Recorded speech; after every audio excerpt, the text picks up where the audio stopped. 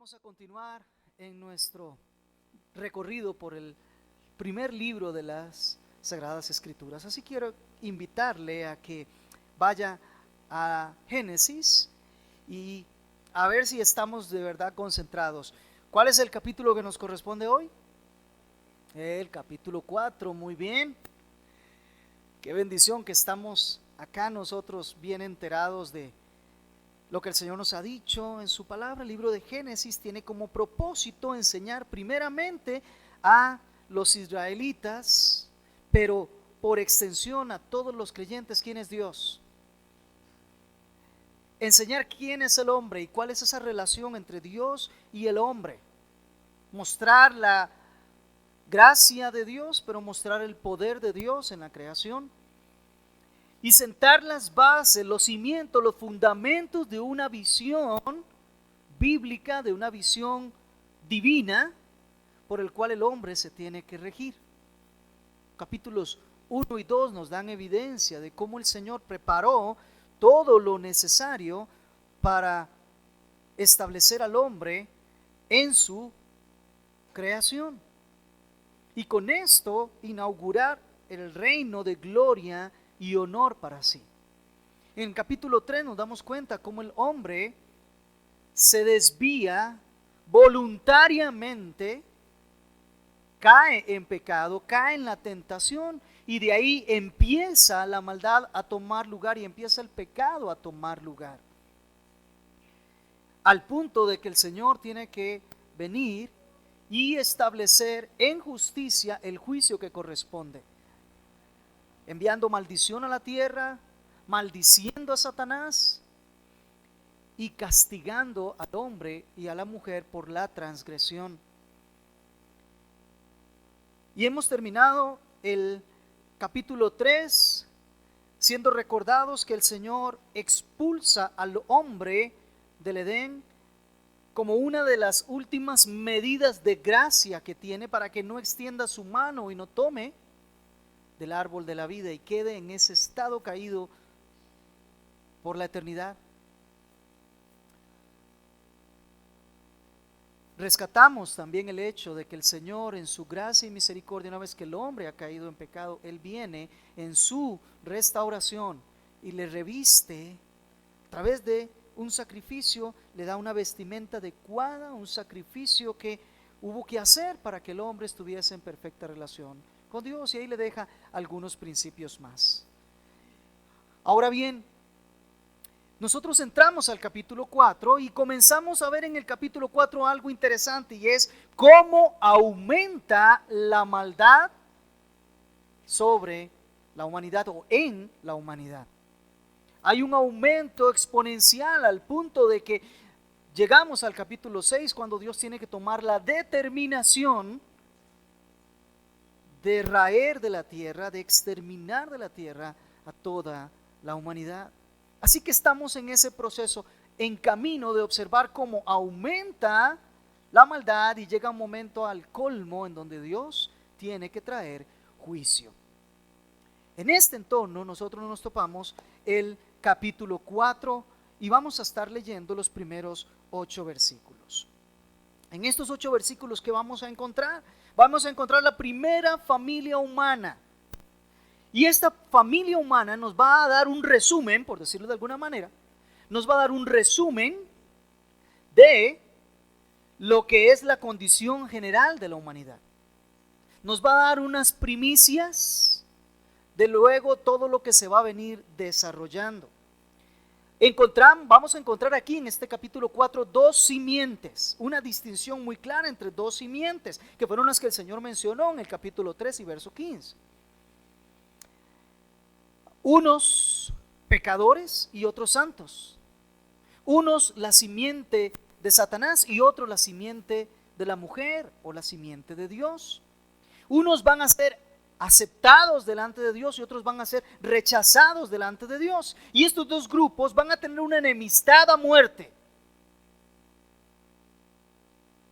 Precisamente eso lo vamos a ver en esta primera familia. El título de mi sermón hoy es ¿aceptados o rechazados? Y eso es lo que vamos a estar concentrando hoy nuestro entendimiento. El comportamiento del mundo ha llegado a niveles insospechados en cuanto a la maldad. La condición de la humanidad, que es hija de Satanás, no hace más que vivir esclava del pecado y en guerra continua contra los hijos de Dios en esta tierra. Sin embargo, el Señor ha dejado su simiente para que generación tras generación su testimonio sobre la tierra se mantenga. Leemos. Y el hombre conoció a Eva, su mujer, y ella concibió y dio a luz a Caín, y dijo: he adquirido varón con la ayuda del Señor. Después dio a luz a su hermano Abel. Y Abel fue pastor de ovejas y Caín labrador de la tierra. Y aconteció que al transcurrir el tiempo, Caín trajo al Señor una ofrenda del fruto de la tierra. También Abel, por su parte, trajo de los primogénitos de sus ovejas y de la grosura de los mismos. Y el Señor miró con agrado a Abel y a su ofrenda, pero a Caín y a su ofrenda no miró con agrado. Y Caín se enojó mucho y su semblante se demudó. Entonces el Señor dijo a Caín: ¿por qué estás enojado y por qué se ha demudado tu semblante? Si haces bien, no serás aceptado. Y si no haces bien, el pecado yace a la puerta y te codicia, pero tú debes dominarlo. Y Caín dijo a su hermano Abel: salgamos al campo. Y aconteció que cuando estaban en el campo, Caín se levantó contra su hermano Abel y lo mató.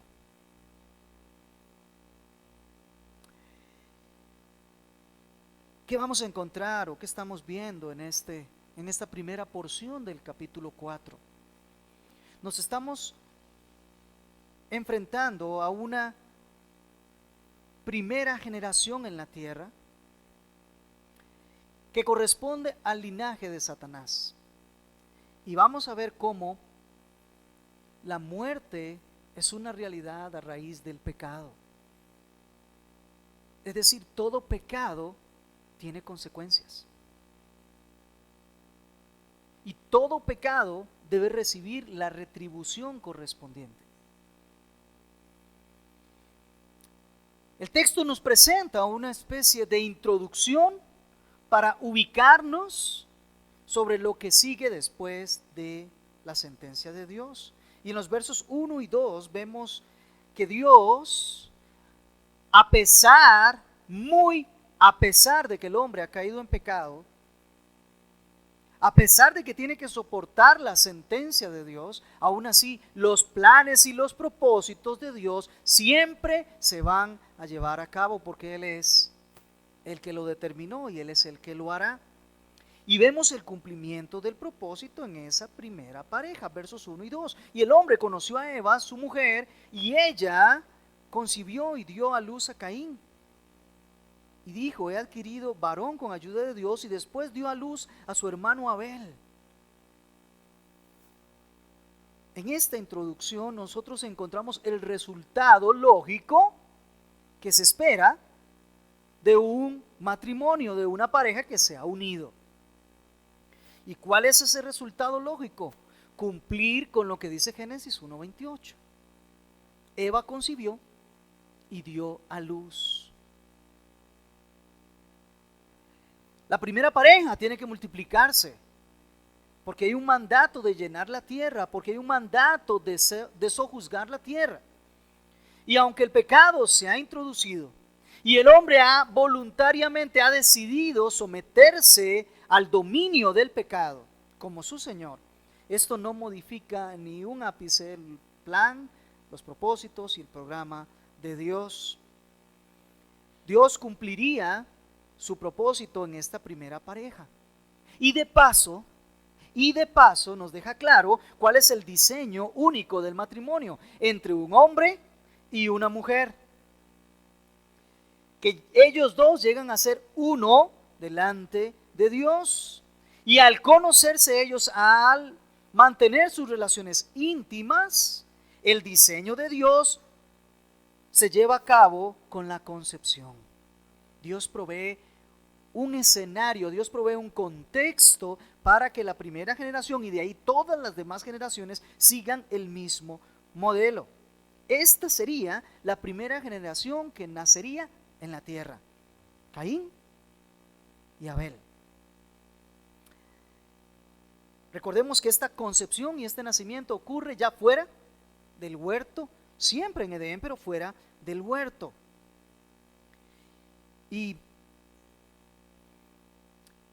es interesante porque los nombres que se le ponen a estos primeros dos seres humanos que nacen en la tierra están relacionados precisamente con Dios directamente. Hay una relación directa con Dios. El nombre del primero es Caín. Caín, que implica el acto de recibir de parte de Dios, o el acto de haber adquirido algo que Dios entregó. Así lo nombra Eva, y ella resalta en el nombre de su hijo la intervención de Dios. El nombre que lleva este primer nacido corresponde a un favor, a una gracia que Dios quiso hacer llegar a esa primera pareja.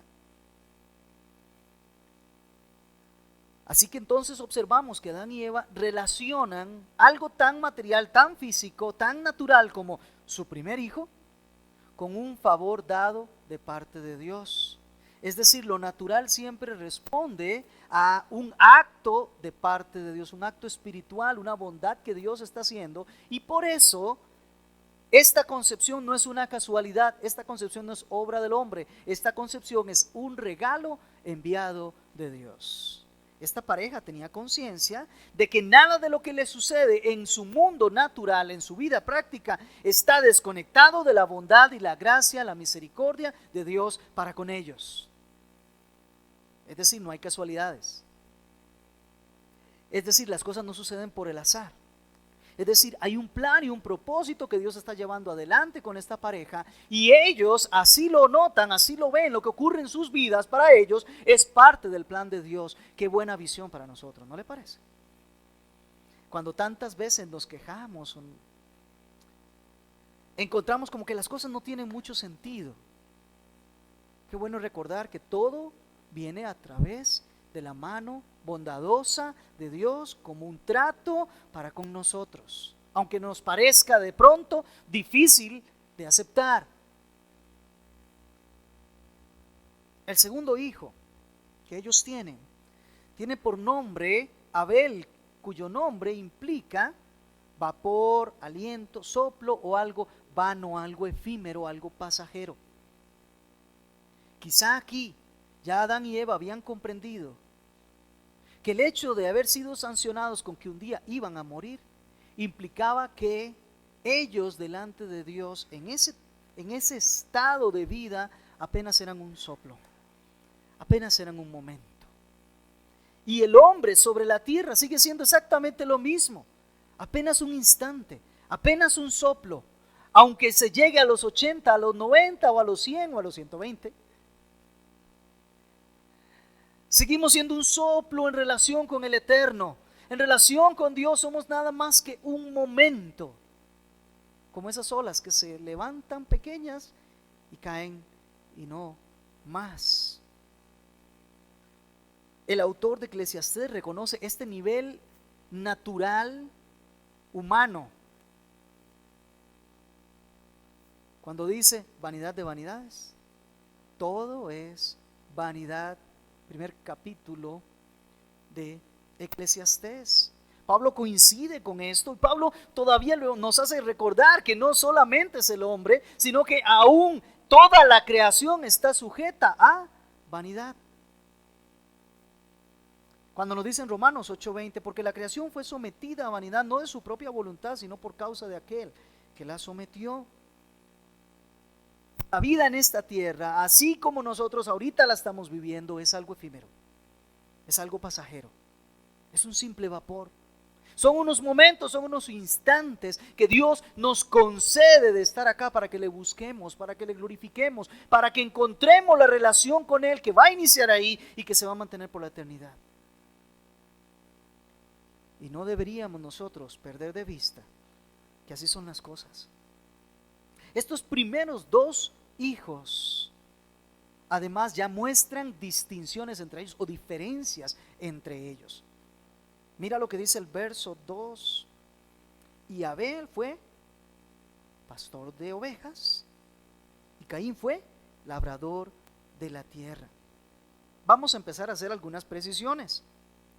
Estas dos ocupaciones, ser labrador de la tierra o ser pastor de ovejas, son dos ocupaciones apropiadas, son correctas, están dentro del plan de Dios. Dios le ordenó al hombre que debía arar la tierra, pero también Dios le ordenó al hombre que debía de sojuzgar la tierra y ejercer autoridad sobre animales, como lo hacen los pastores de las ovejas. Así que estas dos ocupaciones eran provechosas y estaban correctas delante de Dios y estaban siendo de provecho para la primera familia, como siguen siendo de provecho para todas las familias. Caín, el primer hombre nacido en la tierra, veremos más adelante que llega a ser el primer homicida también de la tierra. Vemos en él la continuación de la caída, el avance del pecado, el aumento del pecado en el que habían caído sus padres, pero cuyas consecuencias se aumentan en su persona. Este capítulo nos habla precisamente de la generación de Caín. Y quizá el hecho de que él se ocupe de arar la tierra está más relacionado con la maldición, con el castigo que Dios le había dado al hombre, que con la bendición que Dios le había dado originalmente cuando fue creado. Fue cuando el hombre fue creado originalmente que se le dio la orden de sojuzgar la tierra y de tener autoridad sobre animales. Pero es cuando comete el pecado que el Señor le dice al hombre que ahora tendrá que arrancar de la tierra su alimento. A eso se dedica Caín y quizás ahí empezamos a encontrar una relación ya directa con el hecho del aumento del pecado en Caín.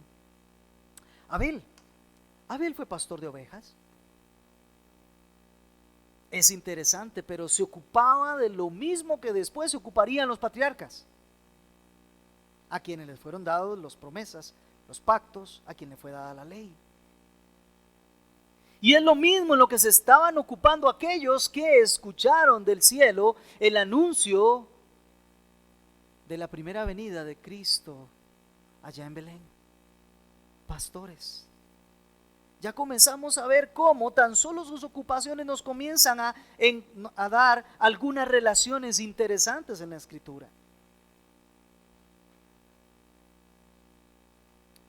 El hecho también de que Abel se dedicase a ser un pastor de ovejas, es posible encontrar aquí una relación directa con el hecho de que las ovejas venían a hacer el sacrificio que hay que entregar a Dios. Así que pareciera que ya la sola preferencia a qué dedicarse cada uno ya nos empieza a dar líneas claras. Pero lo interesante comienza acá, o lo que de mayor determinancia o determinación hay, empieza aquí. Verso 3: y aconteció que al transcurrir el tiempo, Caín trajo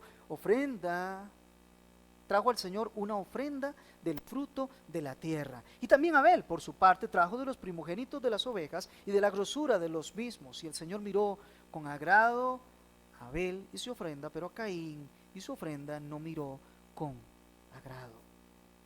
Aquí tenemos un segundo punto, y son las ofrendas que son presentadas y el resultado delante de Dios. Miren qué interesante. Lo primero que el texto nos dice es: andando el tiempo, ambos vinieron a presentar ofrendas.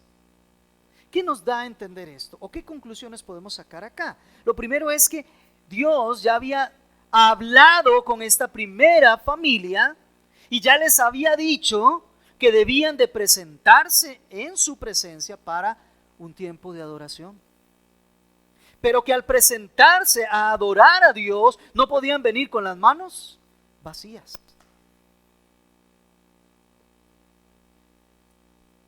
Había un tiempo apropiado, un momento oportuno para presentarse a adorar, y probablemente el texto no nos dice, sí nos dice que andando el tiempo llegó el momento de que ellos presentaran la ofrenda. Eso quiere decir que hay un tiempo para venir y adorar y presentar ofrendas, pero además es muy probable que hubiese un lugar en particular donde ellos tenían que venir y presentar su ofrenda. Caín y Abel habían sido enseñados por sus padres de cuándo y cómo debían de adorar a Dios. Nota para los padres. Habían enseñado a sus dos hijos cuándo, en qué tiempo era y cómo debían de presentarse al Señor en adoración. Ambos traían ofrendas según estaban a su alcance.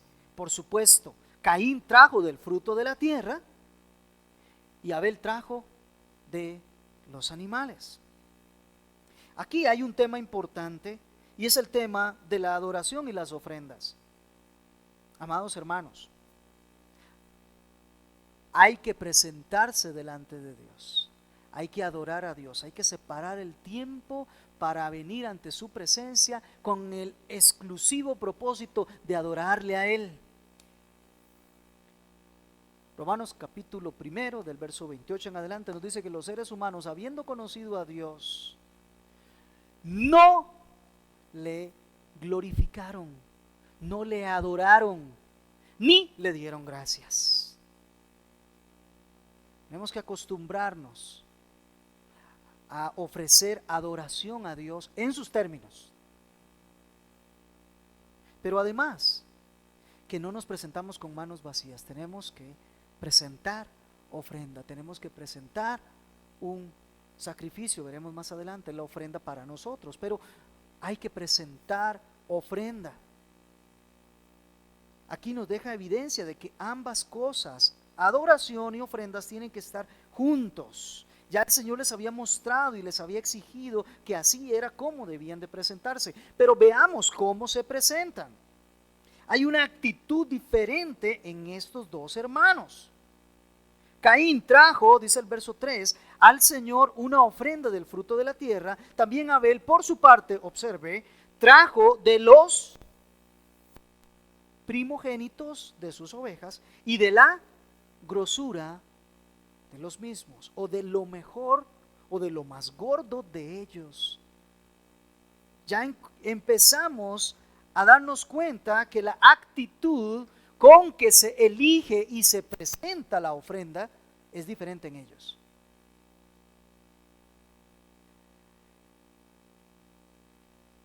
No vemos a Caín hacer un esfuerzo por buscar las primicias de los frutos, ni tampoco lo mejor de los frutos, sino que dice nada más, tomó de la ofrenda, del fruto y lo trajo como ofrenda. Es una acción que ya deja ver una cierta diferencia en relación con su hermano. Su hermano sí buscó de los primogénitos, de lo primero. Y dentro de ello escogió de lo mejor para traer y presentar al Señor.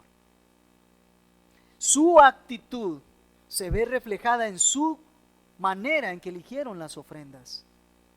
Y ya nos deja ver que estos dos hermanos realmente tenían una concepción distinta de su relación con Dios. La actitud de Caín ya deja ver que no hay una completa confianza en Dios, que no hay una perfecta adoración a Dios, que no hay un corazón entregado a Dios, sino que trajo por cumplir una ofrenda. Abel se da cuenta que para presentarse a Dios hay que traer lo que es mejor. Hay que seleccionar. Se va a encontrar con el Señor y le va a traer un presente al Señor que le tiene que ser agradable. Este cuidado en esta distinción del corazón no me la estoy inventando. Esto nos explica Hebreos capítulo 11 y verso 4. Dice así: por la fe Abel ofreció a Dios un mejor sacrificio que Caín. Observe, el autor de Hebreos dice, por la fe fue que el sacrificio es mejor. La ofrenda es mejor por la fe, la cual había en Abel, la cual no estaba en Caín. Y sigue diciendo el autor de Hebreos, por lo cual alcanzó el testimonio de que era justo, dando Dios testimonio de sus ofrendas. Por la fe, aún estando muerto, hoy todavía nos enseña, hoy todavía habla, hoy todavía es para nosotros una lección. Presentarse a Dios trayendo la ofrenda no es lo suficiente. No es el cumplimiento de la adoración a Dios. La fe tiene que estar como la fuente de donde nace el deseo y la práctica de traer una ofrenda a Dios. Con esta ofrenda, Abel estaba mostrando que había un verdadero deseo, un intenso deseo, un deseo mayor que el valor de las ovejas y de lo mejor de ellas y de los primogénitos de ellas, porque el valor mejor era acercarse a Dios y serle agradable. Ese era el deseo que había en su corazón, reconocer a Dios como su creador y el merecedor de lo mejor de todo. Esta ofrenda de Abel procedía de fe, procedía de amor. Y es que, tratándose del acto de acercarse a Dios, hay un principio que no podemos pasar por alto. Y es nada más 2 versículos después, Hebreos 11:6. Y sin fe es imposible agradar a Dios, porque es necesario que el que se acerca a Dios crea que Él existe y que es galardonador de los que le buscan. ¿Cuál es el galardón? Otra vez recordemos, ¿cuál es el galardón de alguien que busca a Dios? Encontrarse con Él. Eso es lo que busca, ¿no? Eso es lo que desea obtener, encontrarse con Dios. Entonces tiene que creer que Él existe y que es galardonador de los que le buscan. Esa es la fe. Sin esa fe es imposible agradar a Dios. Ahora sí entendemos por qué hubo una diferencia en lo que Dios evaluó. Y este es el punto. Dios hace una evaluación de la adoración que trae Caín y la que trae Abel. Dios evalúa de una forma muy distinta a como evaluamos usted y yo las cosas. Nosotros nos sorprendemos, la palabra es, nosotros normalmente nos quedamos boquiabiertos por algunas expresiones de adoración que están tan llenas de un perfeccionismo, están tan llenas de tanta técnica y tanto profesionalismo. Pero Dios evalúa de manera muy distinta. A Dios no le impresiona si el canto estuvo bien entonado, si todos los instrumentos estuvieron tocando al unísono, si la voz que está saliendo de nosotros está perfectamente entonada, si estamos hablando de la respiración, la entonación, el timbre de voz. Dios no mira esas cosas. Eso no es lo que impresiona a Dios. Dios evalúa de una manera muy distinta como lo hacemos usted y yo. Y Él deja claro cómo es que Él evalúa. Se lo dice a Samuel. En el primer libro de Samuel, capítulo 16, verso 7, Él le dice, el Señor le dijo a Samuel, no mires su apariencia, ni lo alto de su estatura, porque yo lo desecho, pues Dios, aquí viene su evaluación, no, Dios ve no como el hombre ve, pues el hombre mira la apariencia exterior, pero el Señor mira el corazón. Esto es lo impresionante en Dios. Dios sabe realmente qué hay en el corazón cuando el hombre se acerca. A Dios no le impresionan, y no es que no sean importantes, las ofrendas y cómo vienen, cómo se seleccionaron. Lo que Dios observa es lo que hay en el corazón. Cómo se seleccionaron, cómo se presentan, ya es el fruto, ya es el efecto que me muestra lo que había atrás. Pero Dios sí sabe evaluar el corazón. Dios sabe por qué usted está aquí. Dios sabe si es simplemente un cumplimiento de un ritual, Dios sabe simplemente si es porque lo trajeron en su familia y porque hay un compromiso moral de tener que reunirse, o si realmente hay un intenso deseo por adorar a Dios, sabiendo que Él existe y que es galardonador de los que le buscan. Dios aceptó la ofrenda de Abel. Mire cómo lo dice. Al final del verso 4, y el Señor miró con agrado a Abel y a su ofrenda. Dios aceptó la ofrenda de Abel cuando miró con agrado a Abel y luego a su ofrenda. ¿Vieron el orden? Primero ve la persona y luego ve la ofrenda. La aceptación se dirigió primero a la persona de Abel y luego fue aceptable su ofrenda.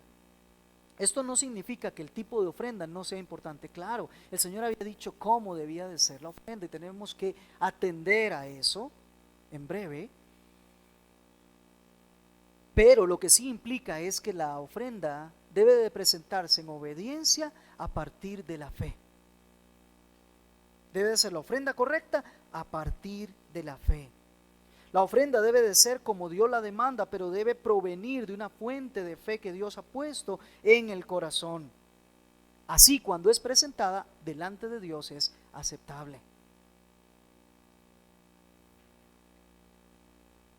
Recordemos que sin fe es imposible agradarle.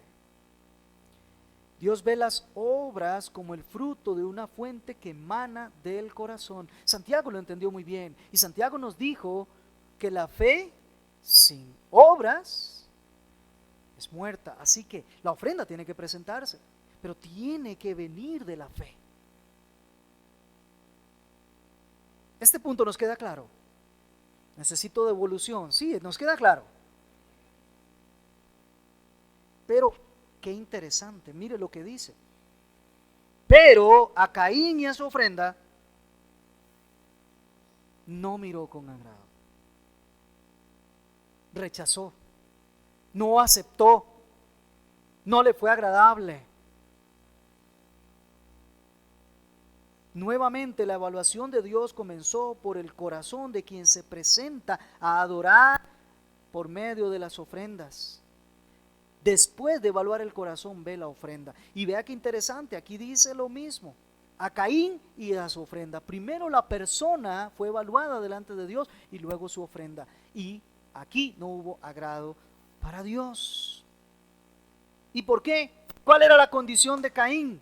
¿Cómo estaba su corazón? Eso nos dice el apóstol Juan en 1 de Juan capítulo 3 y verso 12, que nos dice que Caín era del maligno y por eso mató a su hermano. ¿Por qué causa lo mató? Porque sus obras eran malas y las de su hermano eran justas.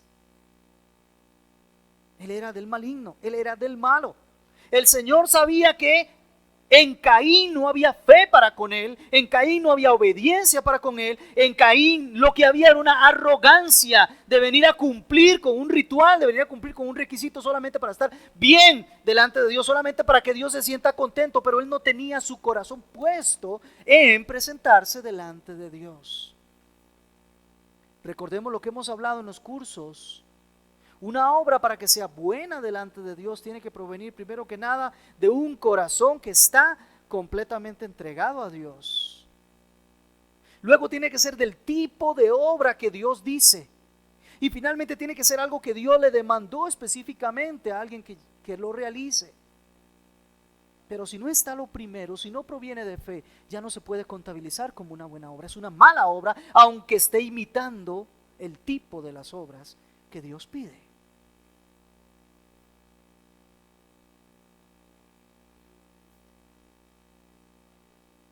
Caín creía que él podía acercarse a Dios y entregar su ofrenda y devolverse. Dentro de su entendimiento, Dios debería haberse sentido agradado porque le llevó del fruto de la tierra, porque cumplió con lo que tenía que cumplir. Una actitud bastante legalista, ¿verdad que sí? Aquí traigo la ofrenda para que Dios se sienta contento. ¿Y mi relación? Mire, nosotros no distamos mucho de esa experiencia, sobre todo aquellos que tenemos varios hijos. Sabemos cuando un hijo viene y nos trae algo, sobre todo en esos días del padre y de la madre y esas cosas. Y cuando aquello viene realmente de un corazón que me está amando y cuando realmente no. Vas a ver que pronto lo vas a notar. Va a ver, hermano. A veces es mero cumplimiento. Y se nota porque no hay relación. No hay intimidad, no hay comunión. Perdón, relación sí hay, no hay comunión, no hay intimidad. Así que si nosotros, siendo tan defectuosos, tan malos, tan llenos de pecado, nos damos cuenta de esas cosas, cuánto más el Dios de los cielos, que ese sí evalúa lo que hay en el corazón del hombre.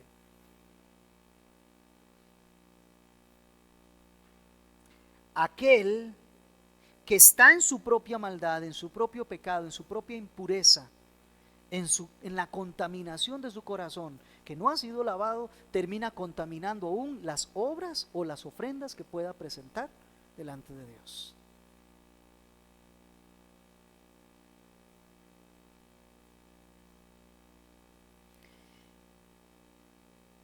Del corazón malvado de Caín fue que simplemente fue y tomó del fruto de la tierra. Miren entonces su actitud y cómo él escogió. Simplemente tomó del fruto de la tierra y llevó. Caín. En cambio, Abel se dispuso. Abel buscó de entre los primogénitos y dentro de ellos lo mejor que encontró, eso trajo al Señor. Ya habla del corazón. Una lección así no podemos dejarla pasar, amados hermanos. ¿Sabe una cosa?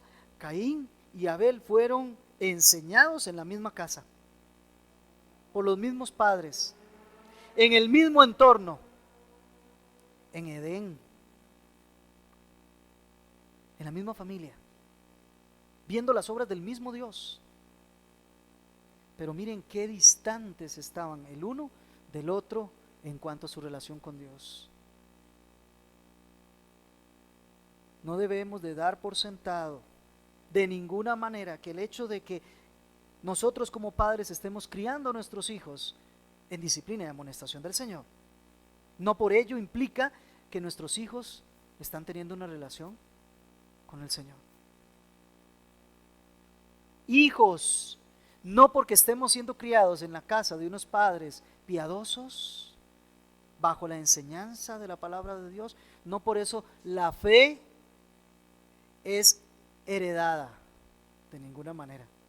Nos corresponde a cada uno acercarnos a Dios, son cuentas personales. Y también atendamos aquí los criterios divinos para ser aceptables delante de Dios. Antes de lo que tengamos que hacer, primero es quiénes somos nosotros, cómo está nuestra relación con Dios, para acercarnos y hacer algo entonces que conocemos que le sea de agrado a Dios. Interesante el comentario de Calvino aquí, muy breve, dice: pues solo la vida interior es la que distingue las señales externas de esa adoración a Dios genuina y racional y lo que es burdo y supersticioso. Solo lo que hay en el fondo del corazón distingue. Muchas veces las obras son iguales, ¿verdad que sí? Muchas veces son iguales, pero lo que hay en el corazón es lo que distingue cuando Dios verdaderamente nos va a aceptar o nos va a rechazar. ¿Qué sigue en la historia? Simplemente vemos el desarrollo de la maldad. Verso 5, perdón. Y Caín, miren qué reacción. Caín se enojó mucho y su semblante se demudó.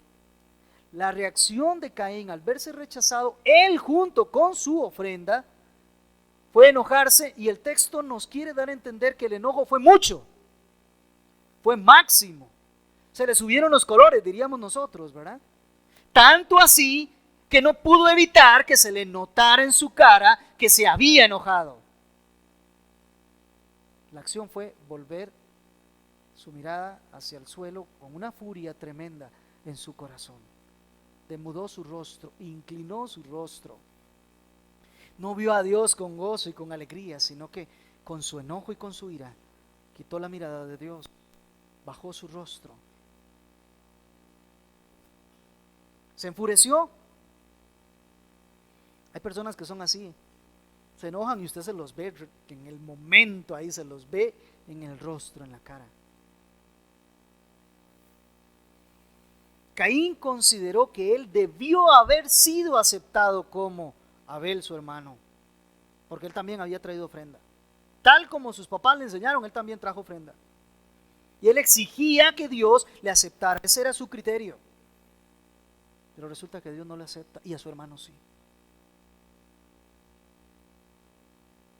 Eso lo enoja, porque él creyó que estaba ganándose favor delante de Dios.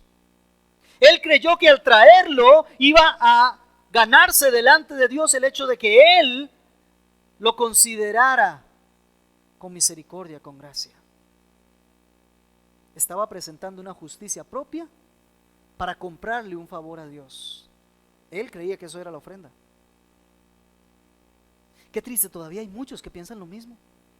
Piensan que traer ofrenda delante de Dios es comprar el favor de Dios. Venir el domingo en la mañana es comprar el favor de Dios. Participar en algo de lo que se hace en el templo, eso es comprarme el favor de Dios. Estoy bien con Él. Él tiene que sentirse contento conmigo. Ahora yo sigo con mi vida.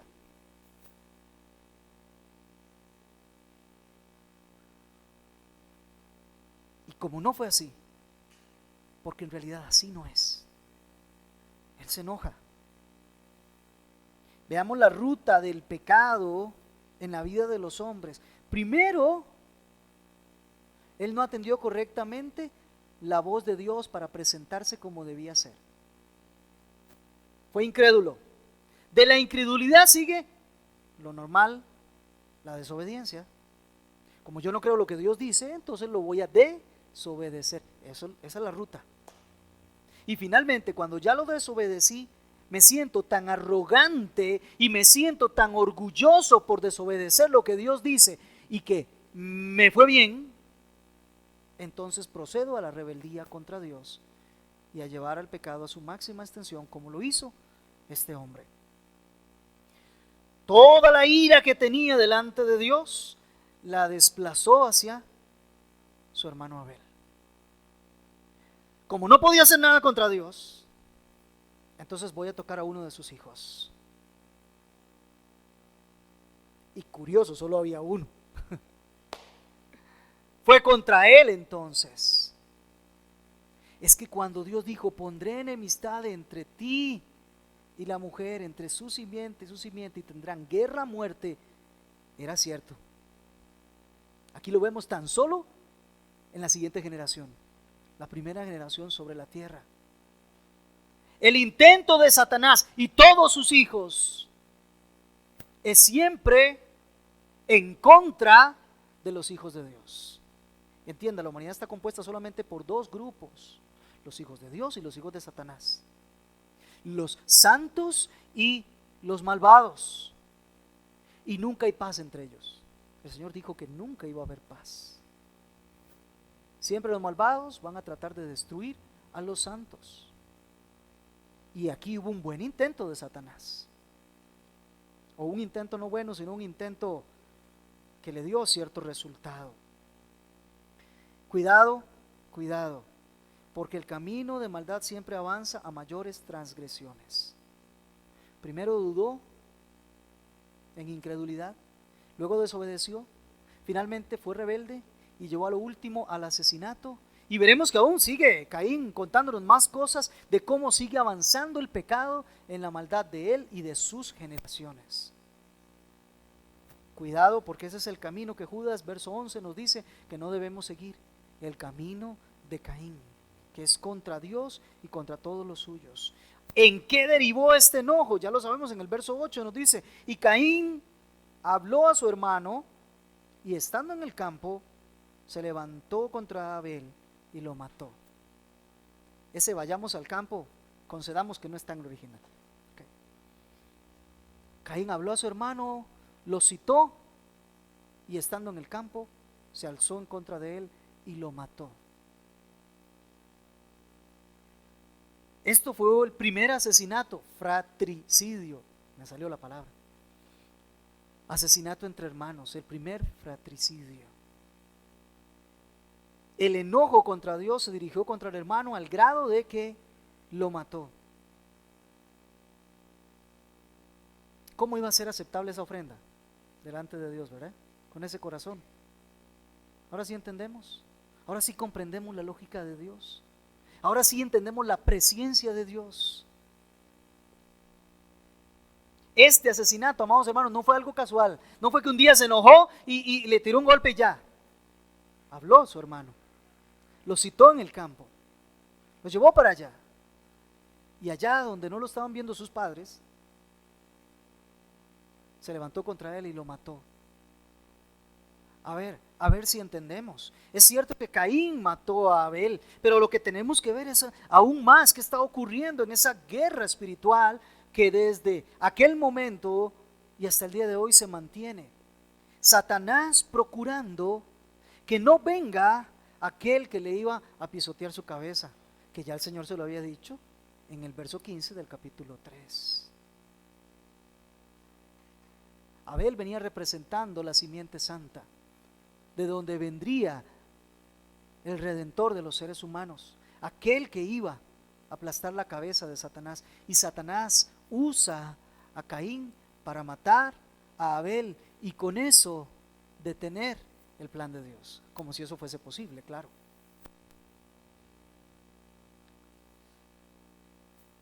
Pero no, hermanos, sabemos el resto de la historia y estaremos versando sobre ello. Caín estaría siendo usado más que para su profundo pecado, estaría siendo usado para que de él viniese toda la simiente de Satanás. No en vano escuchamos al Señor Jesús decir lo siguiente, acompáñenme, Mateo 5, versos 20 al 24. Dice así: porque os digo que si vuestra justicia no supera la de los escribas y fariseos, no entraréis en el reino de los cielos. Verso 21, capítulo 5 de Mateo. Habéis oído que se dijo a los antepasados: no matarás, y cualquiera que cometa homicidio será culpable en la corte. Pero yo os digo que todo aquel que esté enojado con su hermano será culpable ante la corte, y cualquiera que diga raca a su hermano será culpable delante de la Corte Suprema, y cualquiera que diga idiota será reo del infierno de fuego. Por tanto, si estás presentando tu ofrenda al altar y allí te acuerdas que tu hermano tiene algo contra ti, deja tu ofrenda allí delante del altar y ve y reconcíliate primero con tu hermano, y entonces ven y presenta tu ofrenda. Entendemos el contexto de lo que Jesús nos estaba diciendo, ¿verdad que sí? La experiencia de Caín y Abel nos da el trasfondo de estas palabras. Ahora, el último punto. Estamos viendo cómo se comporta Caín, el comportamiento de su enojo, su ira y de su corazón. Pero, ¿y qué de Dios? Al final de cuentas, se trata de Dios. Verso 6, verso 7. Entonces el Señor dijo a Caín: ¿por qué estás enojado? ¿Y por qué se ha demudado tu semblante? Si bien haces, no serás aceptado. Y si no haces bien, el pecado yace a la puerta y te codicia, pero tú debes dominarlo. Qué interesante la intervención divina en gracia de parte de Dios. Vean que Dios más maravilloso, más lleno de gracia y de bondad. Él sabía lo que iba a ir a hacer después Caín, pero aún así interviene de manera misericordiosa.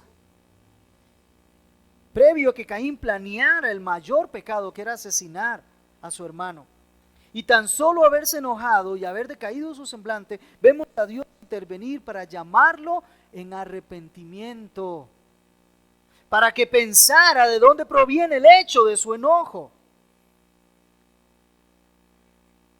para que pudiese alcanzar arrepentimiento para que pudiese devolverse. La gracia es mostrada por Dios aquí de una manera preventiva, para que reflexionara Caín. Y le hace dos preguntas que procuran hacerlo entrar en razón acerca de su enojo. La finalidad de Dios al intervenir aquí es que Caín mismo se pudiera evaluar, pudiera saber qué había en su corazón y hacia dónde se estaba dirigiendo. Y por eso le pregunta. La primera pregunta es la razón del enojo y la segunda pregunta tiene que ver con la intensidad de su enojo.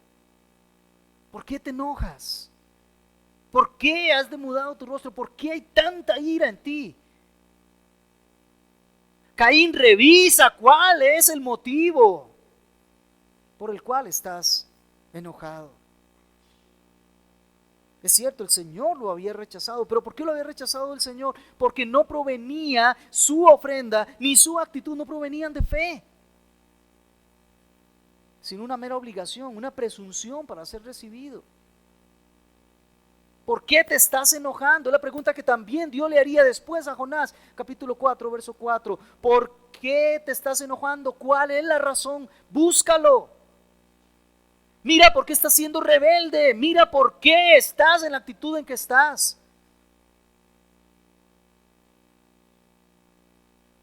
Su enojo no era porque le habían hecho algo injusto. Su enojo no era porque alguien le había faltado a él. Su enojo tenía una razón y era su propio pecado. Su enojo era su propia falta. Su enojo era que él no tenía relación con Dios. Era que él estaba lejano de Dios.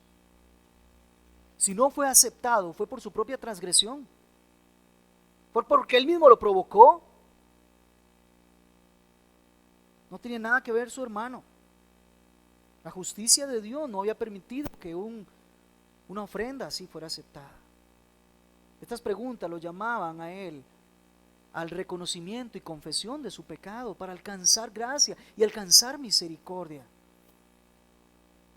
¿Sabe? Aquí encontramos un principio. Los tratos de Dios siempre son bondadosos con el pecador incluso. Siempre son bondadosos, siempre es llamándolo al arrepentimiento, siempre sancionándolo para que su pecado no siga tomando ocasión del hombre, sino para que se pueda arrepentir de su pecado. Me encanta lo que dice Romanos capítulo 2, verso 4, cuando Pablo hace una pregunta retórica y dice: ¿o tienes en poco las riquezas de su bondad? Entre paréntesis, longanimidad. Las riquezas de su bondad, de su tolerancia y su paciencia, ignorando que la bondad de Dios te guía al arrepentimiento. Porque Dios no ha emitido un juicio final todavía sobre la vida de muchos. Porque Dios no hace caer ya en ruina de una vez y para siempre a los pecadores. Porque los tratos bondadosos de Dios tienen el fin, el propósito redentor de que el hombre pueda alcanzar salvación en arrepentimiento y fe. Porque su gracia se extiende para que pueda alcanzar misericordia. Y por eso prefiero la palabra longanimidad como está descrita en Reina Valera. La paciencia de Dios para con el ser humano que no se quiere arrepentir de su pecado es dándole oportunidad de que venga al arrepentimiento, que confiese su pecado. Y aquí el Señor, pese a que sabía lo que iba a hacer Caín y pese a que él vendría la simiente satánica, aún así le está dando oportunidad al ser humano de que reflexione, de que confiese su pecado, de que se arrepiente y de que alcance misericordia. Pero él no lo haría al final. ¿Tú lo vas a hacer? ¿Alcanzarás misericordia o serás como Caín? Y viene un principio que destaca todo lo que hemos venido diciendo. Si haces bien, no serás aceptado. ¿Quieres ser aceptado delante de Dios? Casi todos comenzamos el año nuevo queriendo ser aceptados por Dios, ¿verdad? ¿Quieres ser acepto delante de Dios? Haz el bien, dice ahí. ¿Qué era el bien que tenía que hacer Caín en su circunstancia en particular? Debía de confesar su pecado, arrepentirse delante de Dios, rogar misericordia, pedir ser lavado de tanta impiedad y tanta maldad, poner su mirada, su fe en Cristo para nosotros, en Dios.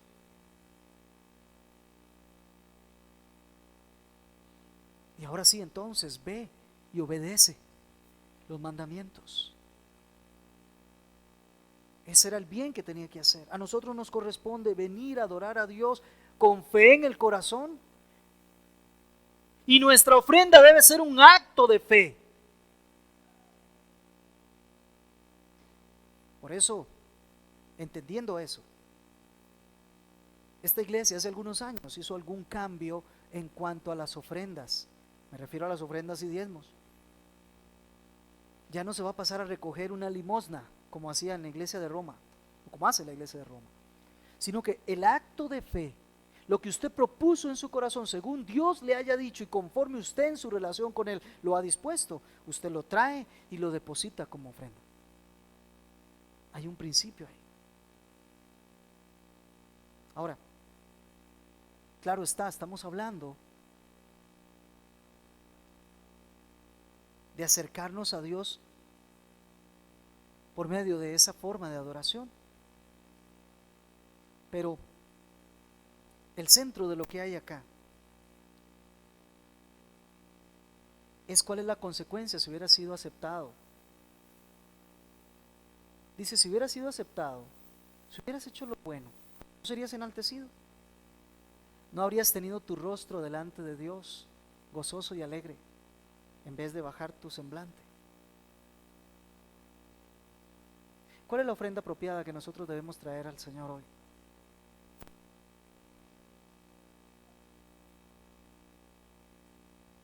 ¿Cuál es la única manera en que el Señor nos acepta? ¿Cuál es la única ofrenda que le es agradable a Él? Es esa ofrenda que se vertió hace un poco más de 2000 años en esa cruz del Calvario. Es la fe puesta exclusivamente en la persona de Cristo Jesús. No son obras, es fe. Y ese es el único sacrificio que nos hace aceptables delante de Dios. Si es en Cristo, en sus términos, que nosotros venimos a Dios, seremos aceptables delante de Él. Y lo que traigamos en nuestras manos, si es que traemos algo de parte nuestra, será aceptable. Pero un corazón limpio, una conciencia limpia por la obra redentora de Cristo Jesús, implica la seguridad, la certeza de ser aceptados delante de Dios. Pero el principio no queda ahí.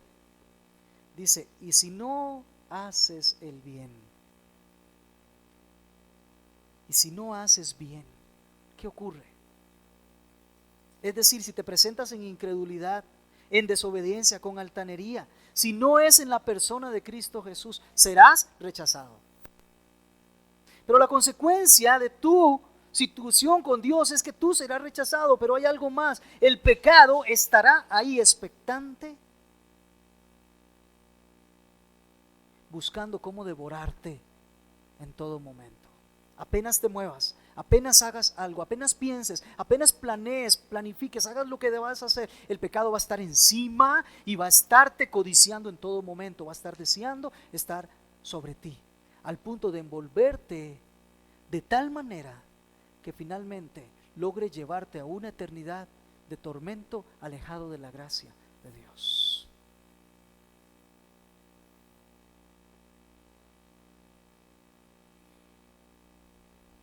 Para devorar a Caín, y con nosotros pasa exactamente lo mismo. El Señor le dejó ver a Caín como a nosotros que la consecuencia de no confesar el pecado y no arrepentirse es que el pecado va a estar entre Dios y nosotros y se va a volver nuestro Señor, nuestro dominador. Por eso afirmamos que toda persona que no está en Cristo lo único que puede hacer es pecado. Por eso afirmamos que no hay ese tal libertad de voluntad para hacer lo que quiera, porque todo lo que quiere hacer es solamente pecado. Es la ley que está sobre el corazón de todo hombre en su estado natural. Todo lo que hace es pecaminoso hasta que venga Cristo Jesús, hasta que cualquier acto nazca de la fe, hasta que se entregue verdaderamente a su gracia. Pablo lo dice: ¿no sabéis que cuando os presentáis a alguno como esclavos para obedecerle, sois esclavos de aquel a quien obedecéis? Ya sea del pecado para muerte o ya sea de obediencia para justicia. Si lo que nosotros vamos a hacer en este inicio de año va a ser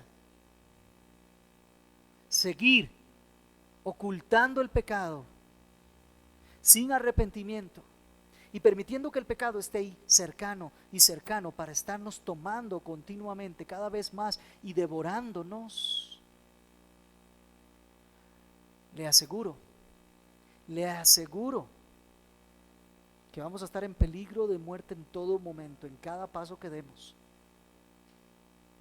Pero si nosotros comenzamos este año haciendo lo último que nos dice el Señor en este versículo, que fue la orden, no sugerencia, no propósito de año nuevo, fue la orden de Dios, entonces podremos permanecer siendo aceptos delante de Dios.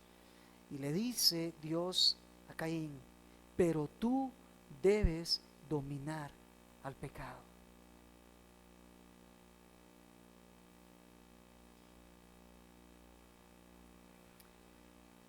Dominar el pecado es el esfuerzo, en la práctica diaria de todos nosotros, los que estamos en Cristo.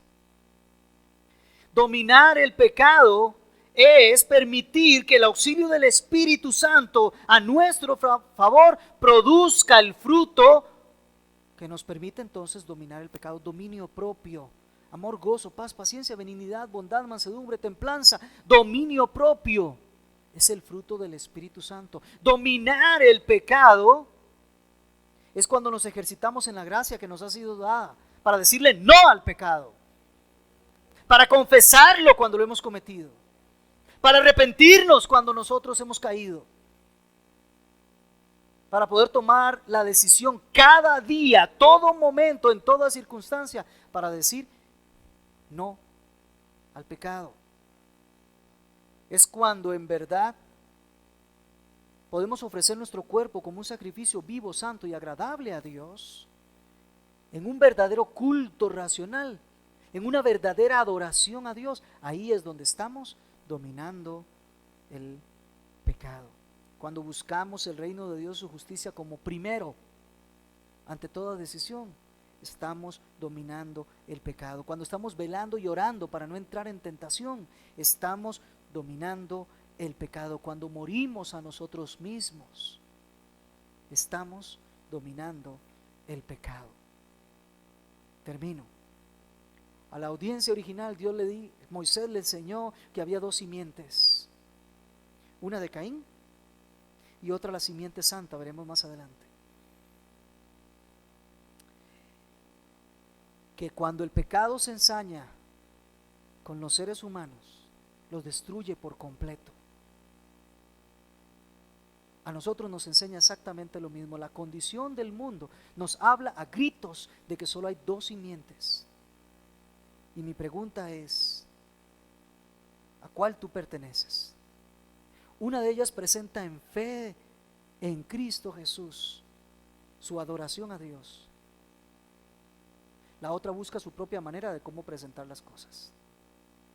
Una es aceptable delante de Dios, la otra es rechazada delante de Dios. La violencia, la rebeldía, el asesinato, todos esos son productos de no creer en Dios, de no tener fe en Dios. La paz, el gozo, la llenura del Espíritu Santo es el producto de la fe en Cristo Jesús. ¿A cuál perteneces? La vida de Abel nos muestra la necesidad de estar ofreciendo continuamente sacrificio por nosotros. Cuando oramos, ofrecemos a Cristo Jesús como el sacrificio por nosotros.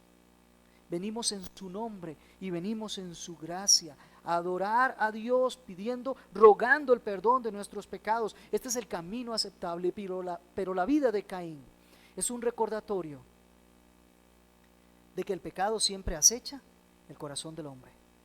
Está tomando la primera oportunidad. El texto nos dice, el texto de la Escritura nos dice que Satanás anda como león rugiente buscando a quien devorar. Está ahí. A menos que lo domine, que lo logres dominar, a menos que sea porque la obra del Espíritu Santo está siendo activa en tu vida continuamente y tú estás buscando esa santidad, mi única conclusión es que tu vida está siendo dominada por el pecado, está siendo dominada por Satanás. Te urjo a que vengas en arrepentimiento y fe. Es necesario acercarnos a Dios. Hay un día, hay un momento y hay una forma de poder hacerlo. Con reverencia sigamos adorando a Dios. Voy a pedirle que por favor incline su cabeza, cierre sus ojos y vamos a orar. Vamos a rogar que esta experiencia que leemos, esta historia primitiva nuestra, de verdad cimente una lección en nosotros. Padre Santo, tú has sido fiel, tu palabra ha sido expuesta con la debilidad e incapacidad del hombre, pero con el poder y la gloria de tu Espíritu Santo detrás de ella. Hemos entendido hoy, Señor, delante de ti, que solo hay dos tipos de seres humanos en la tierra: los que son guiados por la incredulidad, la duda de lo que tú has hablado, los que prefieren seguir en su pecado y transforman su incredulidad en desobediencia y su desobediencia en rebeldía y en su rebeldía mayores pecados. A todo el que se encuentre ahí, recuerde, hoy quiero intervenir con la autoridad de Dios para recordarte que es el tiempo de venir al Señor en arrepentimiento de todos tus pecados. El peligro que tienes es que tu corazón está a punto de ser devorado por completo por el pecado. Ven a Cristo hoy. Señor, te ruego que en mi conversación contigo pueda dirigirme también a todo incrédulo y que tú le llames a la comunión contigo. Y a todos mis hermanos en la fe,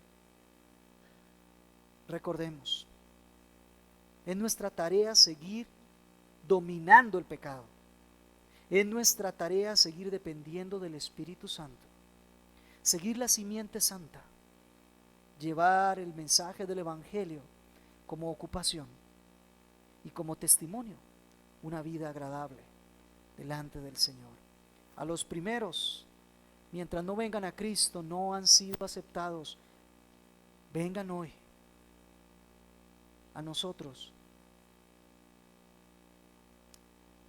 qué gozo es saber que tenemos un amigo cuya sangre, cuya entrega nos hizo ya aceptos delante del Padre eterno. Señor, tu palabra nos habló hoy. Ayúdanos a que esa semilla sembrada en el corazón dé su fruto a su tiempo y solamente para tu gloria. Oramos así, en Cristo el Señor.